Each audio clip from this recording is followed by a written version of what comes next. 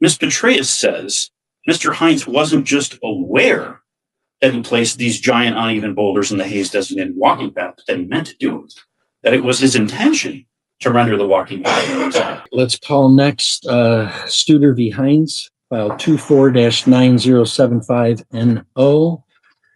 Being back on our civil docket, we are providing public access not only in the courtroom but also online. And counsel, you want to state your appearances, beginning with plaintiff. Judge Mike Flagstead, P number 79314 on behalf of Mr. Studer.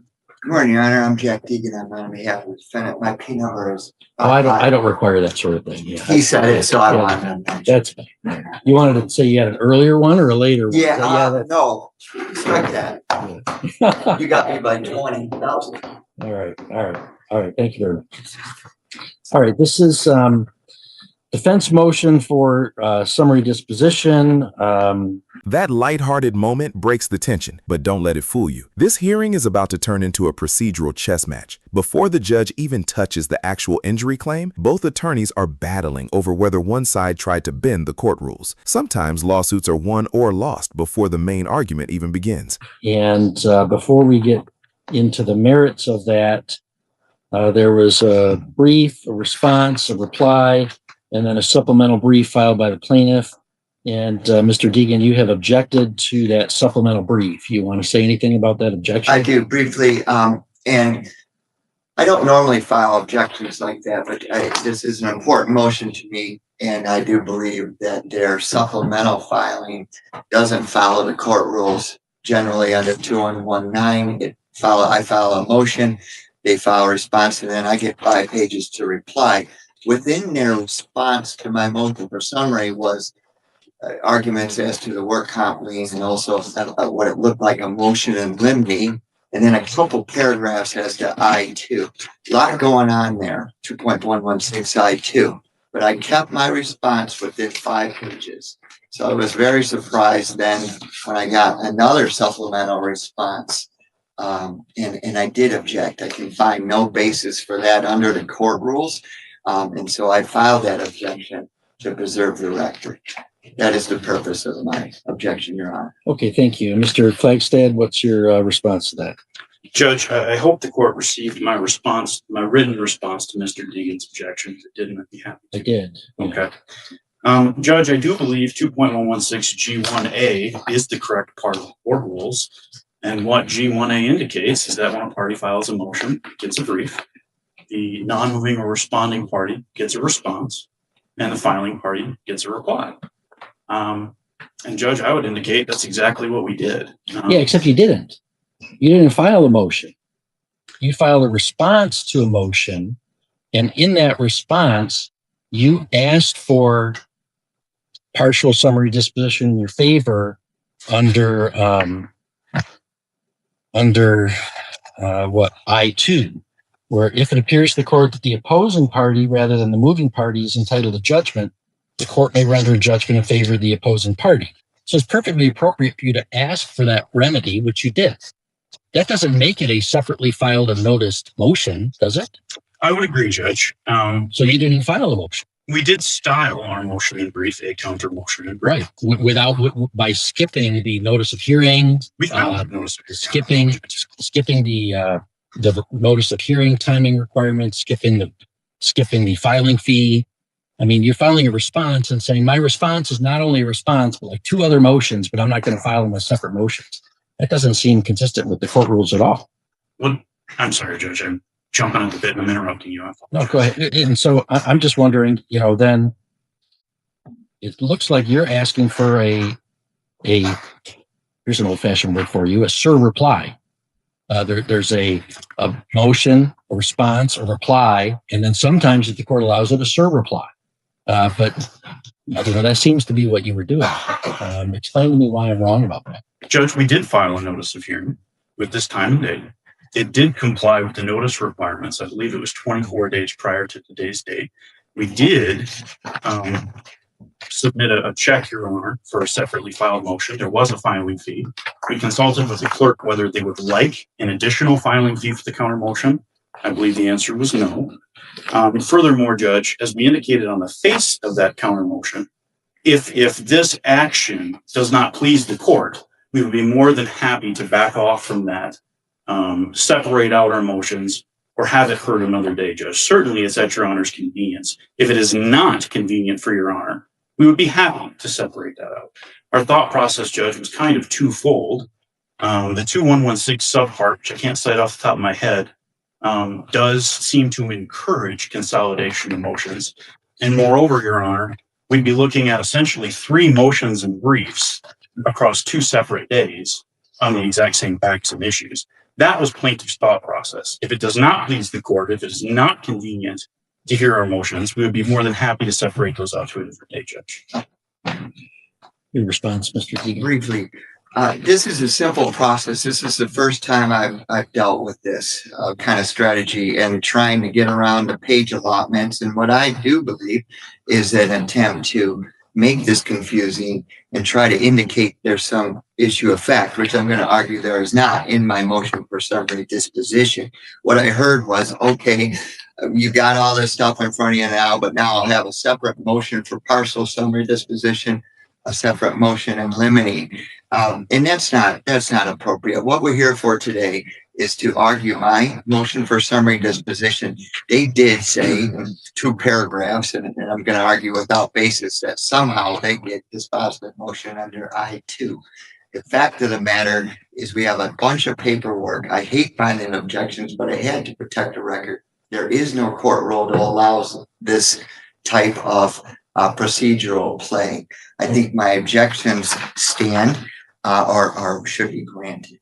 All right, thank you. Well, as a matter of the court rules, the defendant, I think, is absolutely correct. The plaintiff, in the response to defendant's summary disposition motion, could argue that they're instead entitled to summary disposition under I2, but this doesn't trigger the option to file a cert reply.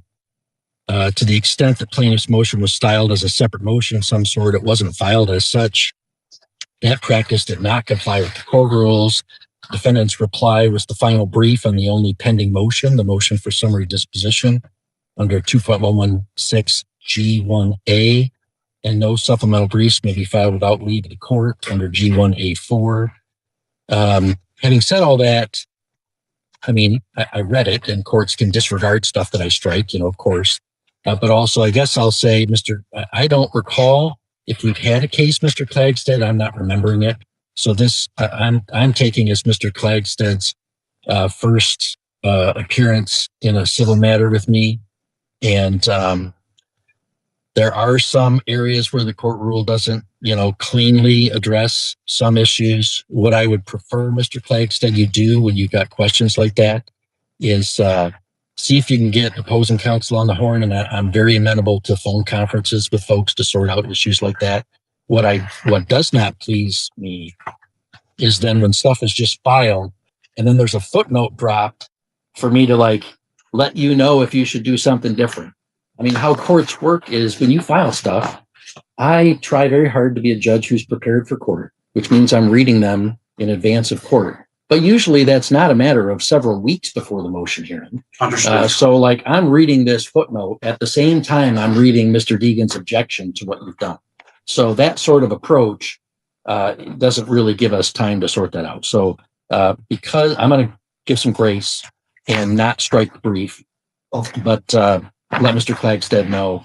I think Mr. Deegan's absolutely right about those court rules. And in the future, follow those. Or if you want to do something different, pick up the phone and we'll talk. Okay. I'm satisfied. Thank you. Okay, very good. All right. So, and you can have a seat, Joe. You don't have to stand the whole time, and I let you argue from the podium or from the table, seated, standing, whatever you want to do. Here's an important courtroom lesson. Judges usually appreciate lawyers who ask first instead of assuming. The judge doesn't punish the plaintiff here, but he makes it crystal clear that creativity with court procedures has limits. Do you think the plaintiff's attorney was being efficient or trying to gain an unfair advantage? Let us know in the comments. Mr. Deegan, go ahead. Yes, Your Honor. And this is my motion for summary disposition. First of all, I do have a C8 aspect of the motion, and I won't go into great detail. That's as to the count 2 negligence. Yes, sir. Which it seems to me would only survive if Mr. Klagstead was pointing out, hey, gee, you've raised the question about where this might have happened. And if it happened on the public area because of some improvement your guy put there, Possibly, then that would be a valid negligence count. But it If doesn't there- seem like anybody's claiming that's actually what happened. no, and I cited some of the case law that would discuss that. For instance, if I had a piece of property near an alley and then something was flowing into that I caused, and then I do agree, but there has been no allegation of that sort. So I do request that count to be dismissed. Or if your client had placed landscaping stones in the public beach area, the plaintiff accessed the public beach area and somehow was injured by the placement of those landscaping rocks, that could be a negligence claim. There has been that's possibly that your hypothetical may make sense. However, there is no evidence that any of the landscaping rocks were put on a public right of way. Right. It sounds like the plaintiff is maintaining that although some folks may have had unclear understanding or recollection about ownership or lines, that the plaintiff's claim depends upon the fact that this happened within the easement. It would, because with no evidence demonstrating that we breached any duty or even affected the public land, there is no argument as to a potential negligence claim. Okay, and I know you pointed out some of those discrepancies about the location, just if it helps both parties to understand. I looked at all that and thought, there doesn't seem to me that those discrepancies rise to the issue of a genuine issue of material fact about the location. And I'm analyzing this as if the injury occurred on the servient estate of the easement, within the easement. That is my understanding, Your Honor. And when you speak to issue of fact, that goes to C10 and has to count one. And in this case, and you look at the case law, the burden is on them to show that he was not a trespasser. That is my allegation. This is an easement that has been in place a long time. The grantor of the easement is a lady named Diane Haight. Her daughter is Dawn Boulder. The easement is simply for ingress and egress to the beach. That is it. Diane Hayes testified she never gave permission or authorized or asked Mr. Studer to come on premise. Her daughter also said, I never gave permission. My client certainly did. And then I have communication from counsel for the county that says he was not authorized to do this as a planner. With that being the case, this is a clear case of a trespass and an injury that occurred. My client never had any notice, certainly didn't have any idea. And understand that the rocks at issue here had been placed about a year prior. And they were for purposes of erosion. They weren't to prohibit anybody. You could still have access. So all the testimony is very clear that Mr. Studer, for some reason, found it appropriate to come onto this easement, which he is not a party of. And he found himself hurt. And now he sues my client. And that's inappropriate.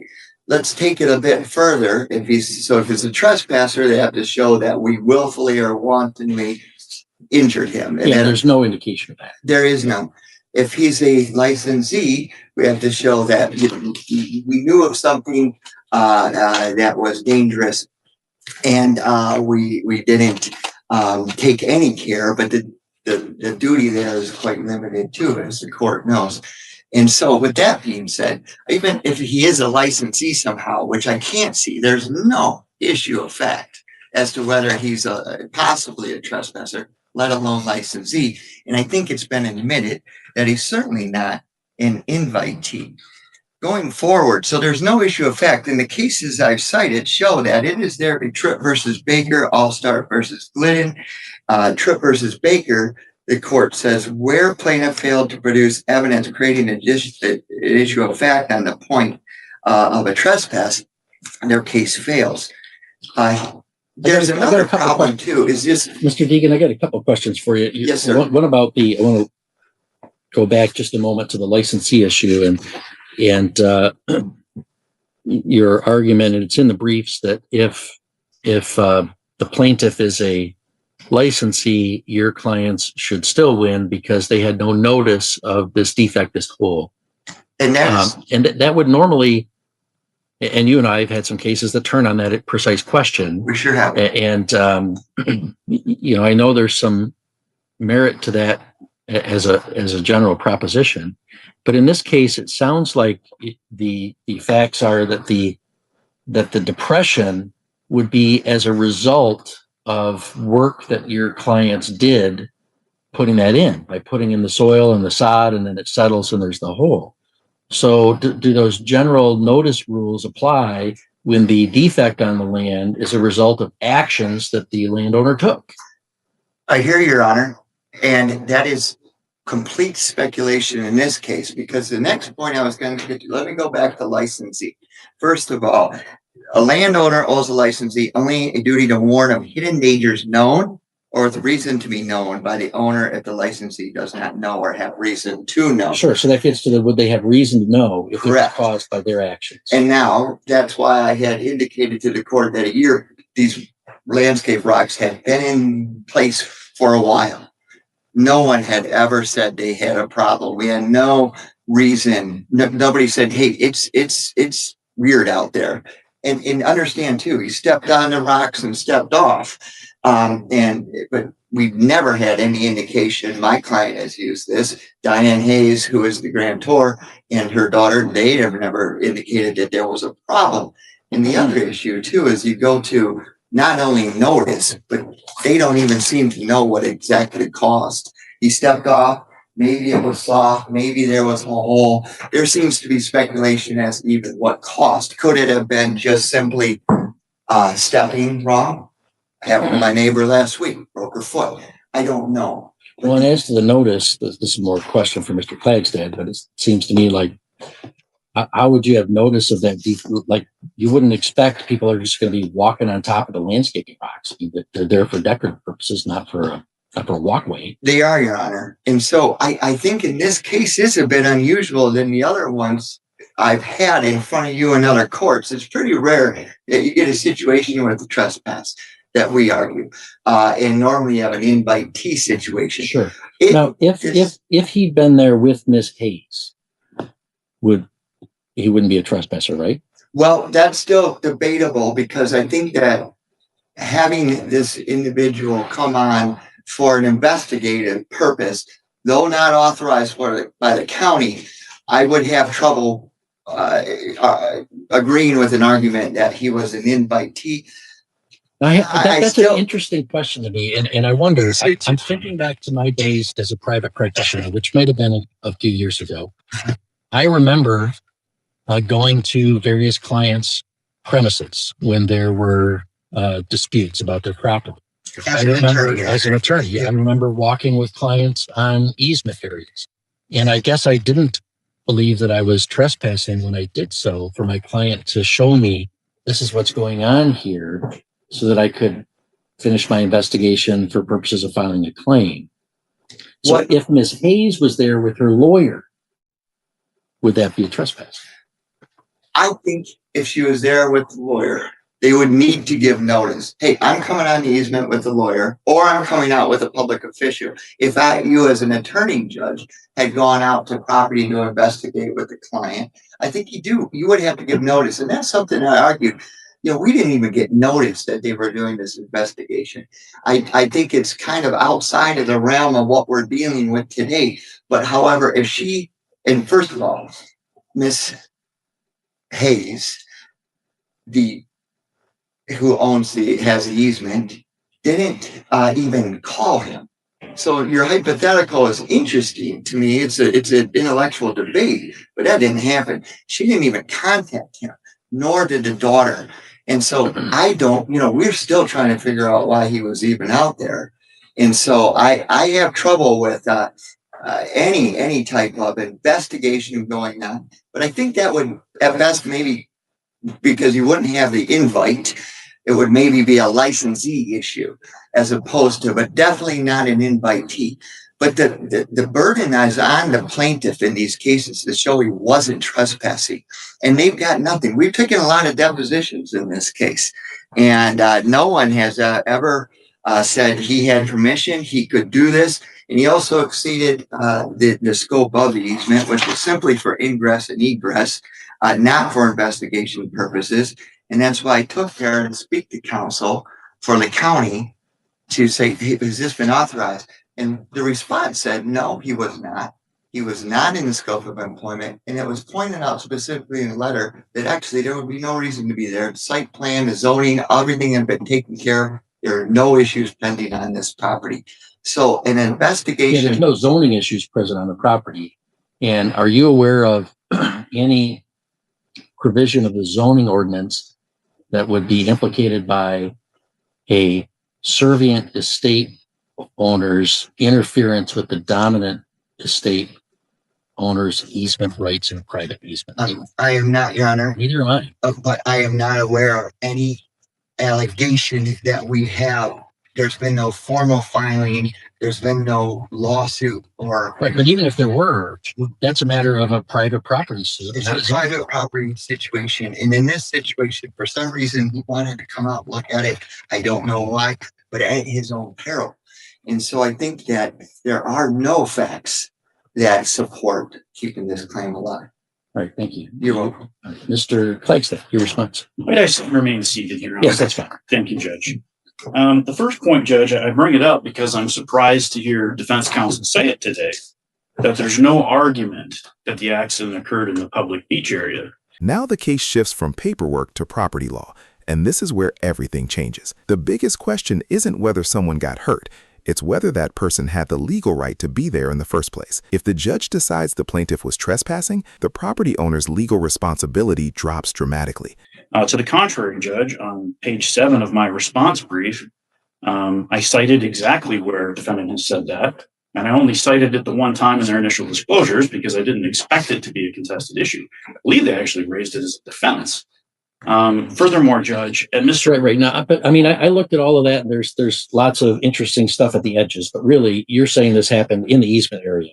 My belief when we filed the suit was that the hole was in the easement area. Yeah, and I think it was. I mean, there doesn't seem to be a genuine issue of material fact about that, and that's the.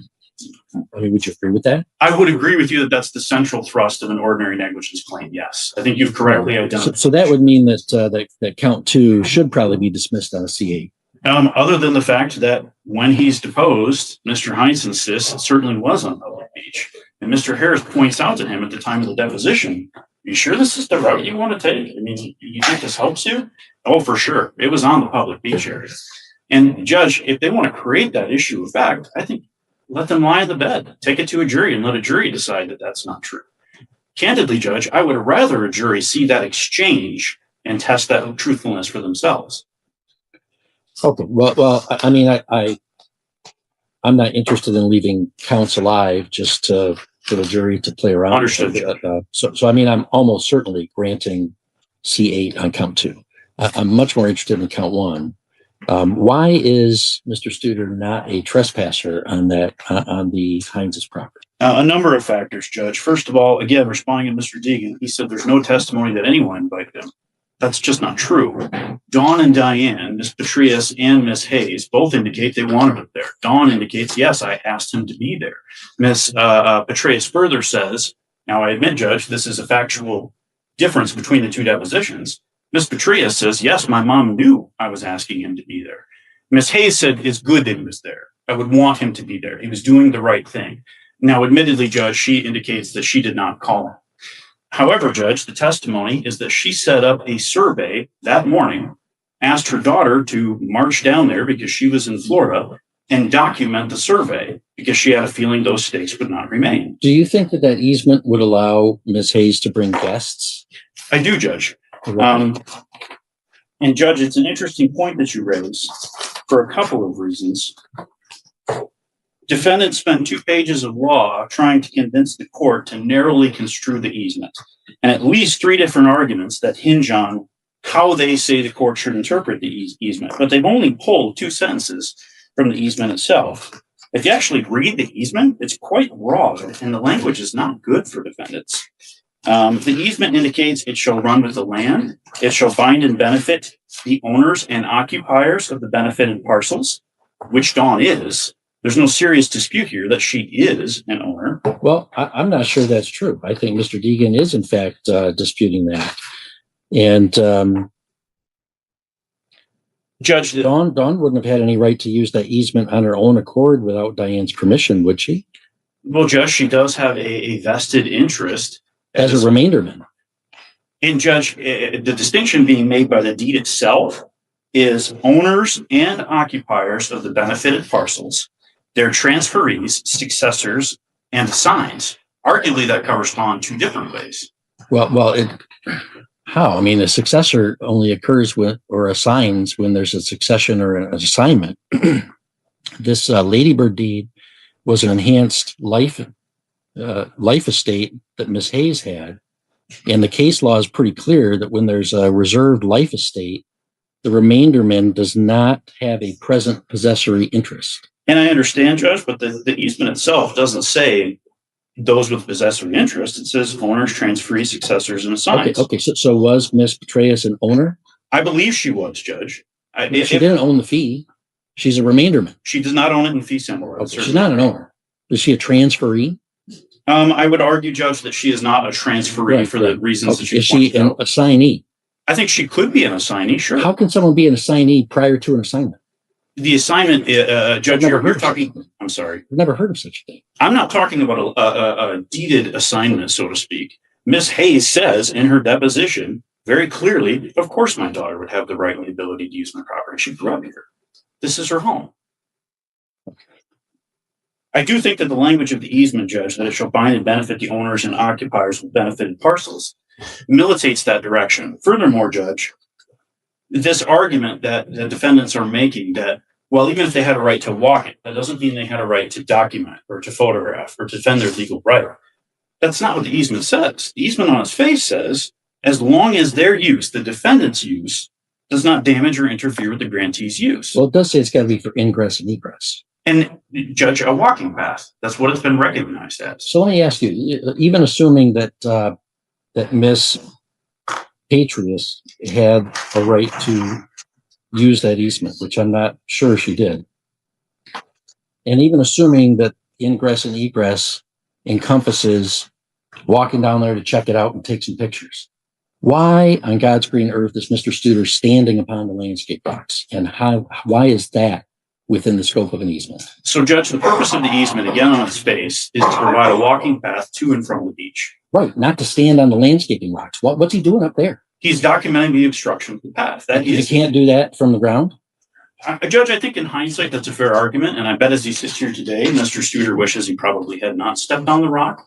But that was the argument being made. And it's argued not just by Ms. Petraeus, by Ms. Hayes, by Mr. Rowe, by all of them, that this is the conduct, this is the obstruction being complained of. Can I ask you, why is he out there at all? He's a zoning official. Even assuming that you're right about Ms. Kaufman's letter being wrong about that, and the affidavits or testimony from commissioners about individual members of the planning commission going out and investigating zoning issues. This wasn't a zoning issue, though, was it? Judge, it's interesting you bring that up because this is not a question I don't think either of us had intended to ask Mr. Rowe, but it was a question he answered. This is not just like a hypothetical that it might be a zoning issue. Mr. Rowe said, yeah, that's what actually happened to me. I was building too close to the public easement and zoning came out. They didn't notify me in advance and they told me I was encroaching on that easement. Yeah, that's some past thing. I'm talking about this complaint about that Miss Patrius or Miss Hayes even was having that the Hineses were interfering with their easement rights. I get cases like that all the time. Sure. I kind of wish I didn't, to be honest. Those cases are very, very contentious usually, and they take a lot of court time. But they're not zoning questions, right? A dispute between two private property owners about whether one of them is interfering with the easement rights of the other. That's not the county's business. Certainly, Judge, I think you're right that it is a private interest and suit could be brought that way in a private case. But the argument is that there's a number of actions Mr. Hines is taking. He builds a concrete parking pad actually over the easement. This is an allegation. I'm sorry, Judge. I'm not suggesting this is fact. This is an allegation being made. He builds a concrete parking pad over the easement. He puts in trees. He puts in, I think there's some talk about a tank. There's a number of easement tangential issues, which again, Mr. Rose saying, not just hypothetically, this is what happened to me. I did build too close to the easement, and they told me, no, you can't do that. In his case, it was a zoning issue. Furthermore, Judge, I would indicate that if, as Mr. Well, you're again eliding what you're making an elision there, right? I the apologize, fact Judge, that- I don't know what that word means. Well, look it up, Lee. Understood. The fact that Mr. Hines had a past zoning issue does not answer my question about whether this complaint about the easement interference was a zoning issue. And the fact that you won't answer that question, I think, highlights my understanding that it's absolutely not a zoning issue. Can I make two more brief points on that issue, Absolutely. Judge? Absolutely. As Mr. Studer and several other witnesses indicated during deposition, his role there is to investigate and document, not necessarily to take action. Investigate and document what? Right. He doesn't know until he goes. So Mr. Studer is not like a deputized king of the county to Correct. enter onto private property whenever he willy-nilly wants. Absolutely. What right did he have to be on that person's private property, whether to investigate anything at all? As to the easement, Judge, it would be Miss Hayes and Miss Petraeus asking him to be there. Anything else I need to know to understand your position? Yes, Judge, if I might briefly cover a few issues. Sure. Judge, one of the first C10 motions I ever argued, I was the filing insurance defense attorney. There's a judge not far from here that said something to the effect of, Mr. Flagstead, you got 10 breaths to convince me there's no genuine issue of material fact. Every breath you take after 10 is your argument getting worse. If there's this much going on, then there probably is a genuine issue of material fact. The point nobody is discussing here, everybody seems to agree that Miss Petraeus wanted John there. Now, I understand defendant is saying, well, not Miss Hayes. Again, I would say that's a contested issue of fact. Miss Hayes says she did want him there, and Miss Petraeus says, my mom asked me to call him. A fact nobody is discussing is that John was never warned off of the property. There were no trespassing signs. Nobody asked him to leave. In fact, testimony. Hang on. Does that mean he can go to my house tonight and walk around my backyard? Of course not. Of course not. He admits that. Right. So they don't have to warn you off. Oh, I agree, Judge. But we're Okay, talking so what about point this. are you trying to make? We're talking again about an easement which has a clear dominating estate. They're the ones who want him there, not the subservient estate. They don't ask him to leave, Judge. They ask him for his car. All right, follow your own advice about the breaths. Understood, Judge. And I briefly respond. Hang on. No. He's not done. He's Oh, not done. wow. Sorry. You'll get rebuttal argument. Judge, I do think that Reitz v. Tippett is a very important decision where the officer knew darn well that the premises were closed, that people were not welcome. The Court of Appeals in that case, Judge, was not deciding between trespasser and invitee or trespasser or licensee because there's an ocean of difference between those three things. The Court of Appeals was saying, is he an invitee or a licensee? And the analysis is, if his presence there is only loosely connected with his job duties, then he's a licensee. That's what they decided he was. If he's more like a garbage man, more like a meter reader, if his presence there is closely connected with his job duties, we're going to graduate him to invitee. That's the distinction the Court of Appeals is turning on. I think that's applicable to your judge. All this is to say, Judge, that if this honorable court decided there was a genuine issue of material fact as to how closely John's presence there was related to his duties, or if this court felt that his presence there is only loosely related to his duties. It's not really a zoning issue, right? It's only loosely related to his function as a public servant.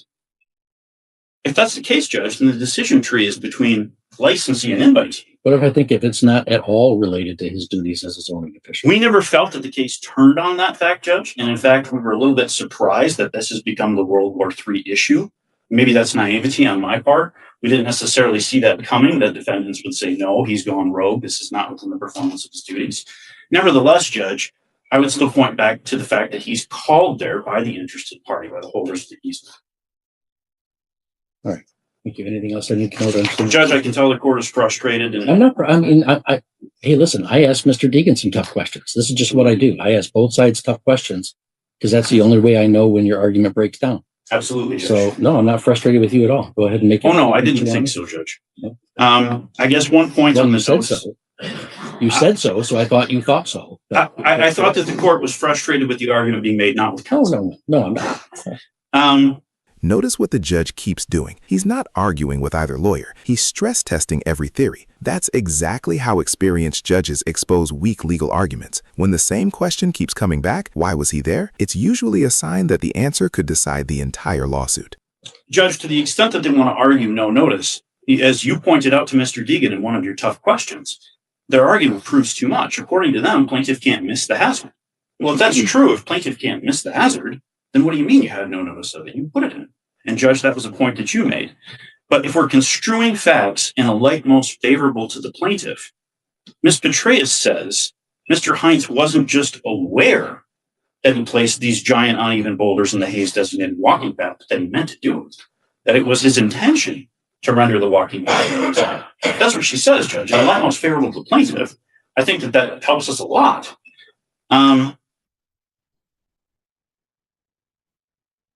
Judge, maybe just two more quick points.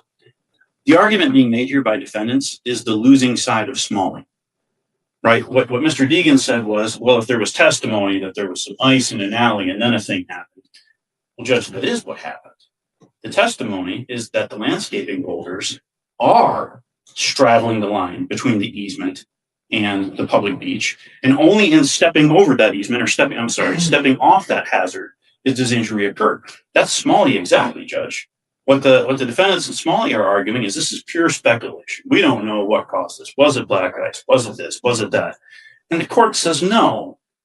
In the light most favorable to the plaintiff, there are a lot of related but-for causes here, right? It could be that it concealed the curb. Could be that they had to step over the hazard, and that's what caused the fall. Could be that there's black ice from the melt-off. That is the case here, Judge. As you pointed out to Mr. Deegan, we've got three eyewitnesses, all of whom are saying, no, this is the spot, and it's caused by this treacherous walking path, right? The idea that Miss Hayes never had an issue, Judge, she actually testified she wanted to put up signs. Walker beware, because you can't see the soft ground under this grass. Again, taking a light most favorable to the plaintiff, I think that is a genuine issue. Last point, Judge, and I'll hush. To the extent that defendants are trying to convince this honorable court to strictly construe the easement, state, Judge, this needs to be narrowly read, they're essentially asking this court to do the opposite of the C10 analysis. The C10 analysis says take the fact in the light most favorable to the plaintiff, giving the plaintiff the benefit of any reasonable doubt. That's not what they're asking you to do, Judge. They're asking you to hold us to the clean lines of that easement. That's just not consistent with the C10 analysis. Thank you, Judge. All right, thank you, Remote. Yes, Your Honor, briefly, point I want to make one clarification. I do not represent an insurance company in this matter. I represent the defendant. It was noted that insurance defense, and I think that's inappropriate. But here we are on a C10 motion. We've already talked about C8 as to count two. And this motion has been pending. We've taken a lot of depositions. We have no issue of fact. The issues here as to the easement, there is no misinterpretation or other way to read that. The grantee shall use the easement only for the purpose of ingress and egress from the road to the beach, including such maintenance as the grantee deems necessary and appropriate. That's very clear language. And there is nothing in this easement that would provide for a road investigation by somebody who's been clearly not authorized to do this within the scope of his employment. So the claim fails. When they talk about, I guess I'm a little confused because they keep going that there's an issue of fact of whether it was on the public area, but there is no testimony that it was, and I think they conceded that it wasn't. But there's even, if there was an issue of fact of whether the accident happened on a public area, there's still no evidence that we caused some problem that caused an injury.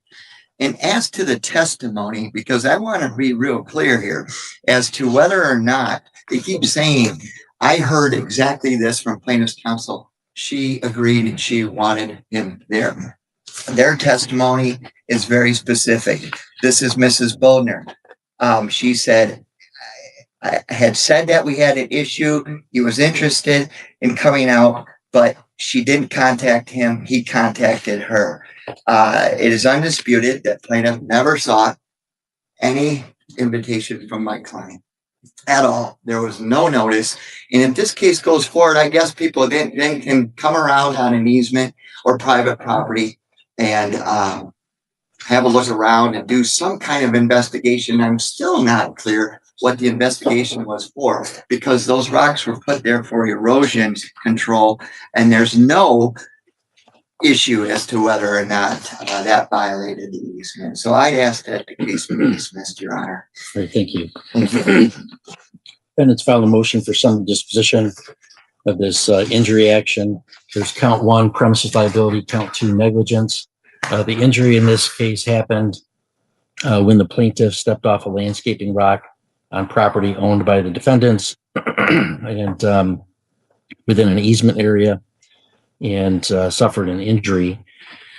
And I don't think there's any genuine issue of material fact that the injury happened in the easement area, and that's what was pled. And given that, the count 2 clearly, the negligence count clearly does in fact sound in premises liability. So the negligence claim, count 2, does not state a claim upon which relief can be granted. So I'm going to grant the defendant's motion for summary disposition of count 2, the negligence count under MCR 2.116C8. Of course, the main issue is count 1, the premises liability. One of the issues, I guess a threshold issue, is what was the duty owed, and was plaintiff a trespasser? Here, there are some facts that are clear, both factually and legally, that the plaintiff did not have permission from the property owner to be present on those premises. That owner would be Marvin and Carrie Hines. They're the fee owner of the property. He did not have their permission to be upon their property. Diane Hayes did have an easement to access a portion of that property for ingress and egress to a beach area. And it's also clear that Mr. Studer did not have, before the fact, permission from Ms. Hayes to be there. The fact that after the fact she said, you know, she didn't have a problem with that is not the same thing as permission to be there. Also, Dawn Patrius did not, as a matter of fact and law, have a present possessory interest. Legally, she was a remainder man under a Ladybird deed, which reserved a life estate to Ms. Hayes. In fact, the Ladybird deed, it's an enhanced life estate with power to convey. And the black letter law is clear that the remainder men do not have a present possessory interest. So Ms. Patrius did not own the property that Mr. Studer was on, and she didn't have a right to use the easement on her own accord. And even if she's considered to be a guest of Diane as the easement holder, she certainly did not have any authority to bring her own guests. So even if I read the easement to say you can bring a guest for ingress and egress, which I think would be a fairly common way to read an ingress egress easement, that means that Ms. Hayes could bring a guest. It doesn't mean the guest can bring a guest. Otherwise, an easement is not really limited. It's open to the public. So the plaintiff did not have any permission from anybody that had authority to be there. Plaintiff's use of the easement did exceed the terms of that easement. He was not there for ingress and egress. He was there to document some alleged violation. And I'm still not sure what exactly he's doing standing on the rocks. Certainly, standing on the landscaping rocks is not ingress and egress. And the court is still left with the question, why was the plaintiff investigating anything at all? It was none of his business. It was none of the county's business. The county attorney gave a letter opining that plaintiff did not have county authorization to be on the defendant's property. The plaintiff disputes this and has some testimony from one of the county commissioners saying that, you know, he disagrees with the county attorney's letter. But plaintiff has not shown that there was any pending application regarding these premises that was pending in front of the Planning Commission. There was nothing pending with the Planning Commission about this property.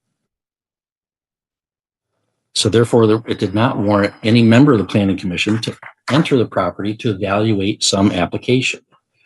Rather, the dispute here was a private one about easement rights. And as I said, we get lots of lawsuits about that. It wasn't a matter of public access. It wasn't a zoning violation. Plaintiff has failed to point out a single provision of the zoning ordinance that the Hineses would have been violating by their alleged easement issues that Mr. Studer would have even been there investigating.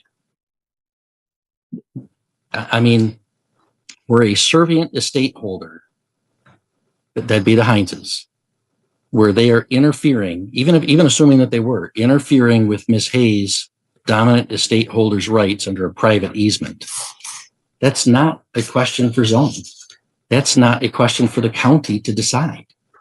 That's a question for a court of law to decide. Under plaintiff's theory, a citizen having a private land dispute with his neighbor can just have the government enter the neighbor's property without permission to document that. And that is most definitely not the law, and it doesn't give proper respect to private property rights. So on these facts and but under the law, I agree with the defendant. There's no genuine issue of material fact here. The plaintiff was in fact a trespasser on property owned by the Hineses. As such, defendant owed only a duty to refrain from willful and wanton misconduct. Plaintiff has failed to present any such evidence. Accordingly, plaintiff's motion for summary disposition count 1 is granted under MCR 2.116C10. Count 2, as I said, is dismissed under C8. And Mr. Deegan, you can submit an order to that effect. Thank you, Your Honor. I will. All right, thank you, counsel. Judge, one brief Yes. question. To Yeah. the extent that 2116 indicates that a party who is, loses, for lack of a better term, under a 2116 motion, may seek leave to amend their complaint. Might we have an opportunity to do that, Judge? What's your amendment? The only thing I can think of as I sit here, Judge, would be the willful and wanton nature or lack thereof. You were on notice of that.